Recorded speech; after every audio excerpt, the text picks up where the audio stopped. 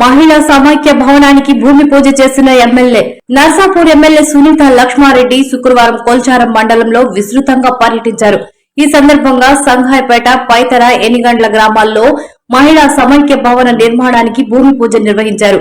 మహిళా అభివృద్ధికి, ఆర్థిక బలోపేతానికి సమైక్య భవనాలు ఉపయోగపడతాయన్నారు. సంఘాయపేటలో ఏర్పాటు చేసిన సమావేశంలో మాట్లాడుతూ సింగూరు ఆయకట్టు రైతులకు సింగూరు నుంచి నీళ్లను వదలడానికి ప్రభుత్వాన్ని డిమాండ్ చేశారు.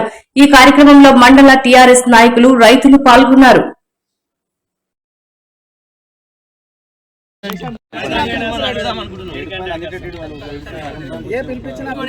ఈ రోజు ఈ ప్రభుత్వం ఏంటంటే రైతులను పచ్చిగా మోసం చేయడం జరుగుతుంది. ఎందుకంటే రైతులకు సంబంధించినటువంటి బోనస్ ఇస్తామని చెప్పేసి బోనస్ ఇవ్వలేదు. అదేవిధంగా ఈరోజు రైతులకు సంబంధించిన ఏదైతే మన రైతు బంధు, మరి గతంలో కేసీఆర్ పంట కేసేటువంటి పెట్టుబడి సహాయం ఏదైతే ఉందో అది 3 సార్ల నుంచి చేయడం లేదు. ఒక్కొక్క సారికి అంటే ఒక పంటకు సంబంధించి రైతులకు 9,000 కోట్ల రూపాయలు మరి ప్రభుత్వం ఇవ్వాల్సినటువంటి బాధ్యత ఉన్నా అది విస్మరించింది. 3 సార్ల కంటే 27,000 కోట్ల రూపాయలు ఈరోజు రైతులకు మరి రైతు భరోసా కింద మరి ప్రభుత్వం బాకీ ఉందని చెప్పేసి తొందరనే ఇమీడియట్గా రిలీజ్ చేయాలి. ఎందుకంటే మనం ఏమీ అడగలేదు. వాళ్ళంతా వాళ్ళు ఏం చెప్పారు, గ్రామ పంచాయతీ ఎన్నికలను అయిపోగానే చేస్తాం, తర్వాత మున్సిపల్ ఎలక్షన్స్, ఆ రైతుకే మనకి ఇది వస్తుంది, ఓటీపీ అని డిమాండ్ చేస్తాం. లేని పక్షంలో మరి మేము రైతుల పక్షాన ధర్నా చేసేటువంటి కార్యక్రమం కూడా చేపడతామని చెప్పేసి కూడా తెలియజేస్తూ, ఎండాకాలం వస్తుంది, సాగునీరు ఇప్పుడు నీళ్ళని వదిలేసి మిషన్ దగ్గర నీళ్ళు కూడా రావు. వాడి తాగునీటి కూడా గ్రామంలో కటకట మొదలవుతా ఉంది.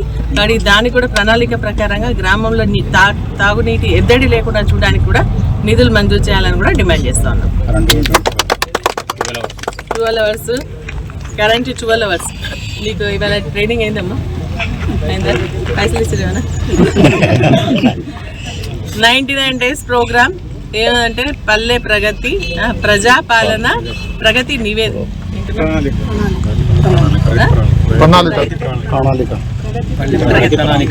ప్రజాపాలన, ప్రగతి ప్రణాళిక, ఈ 2 కార్యక్రమాన్ని ఈ ప్రభుత్వం 99 రోజులు తీసుకోవడం జరుగుతుంది. చాలా సంతోషం.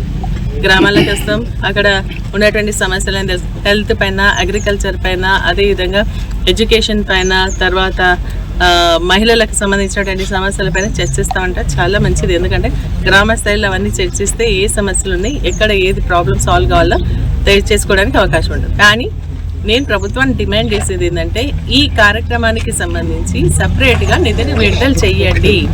నిధులు విడుదల చేయకుండా గ్రామ పంచాయతీలో ఉన్నటువంటి నిధులను మీరు వాడుకోండి అని చెప్పేసి ఆర్డర్ ఇస్తే, గ్రామ పంచాయతీ ఇప్పుడు కొత్తగా వచ్చిన పాపం వాళ్ళకే బల్బులు పెడతాందుకు, మరి అదేవిధంగా మోరీలు తీసేందుకు, ఆ ఎంపీహెచ్ఎస్ వర్కర్స్కి శాలరీస్ ఇస్తేందుకు కూడా పైసలు సరిపోతలేవు.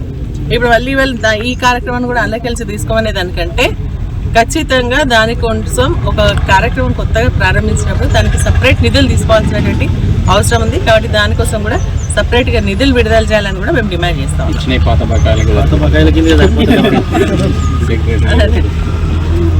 Okay, thank you.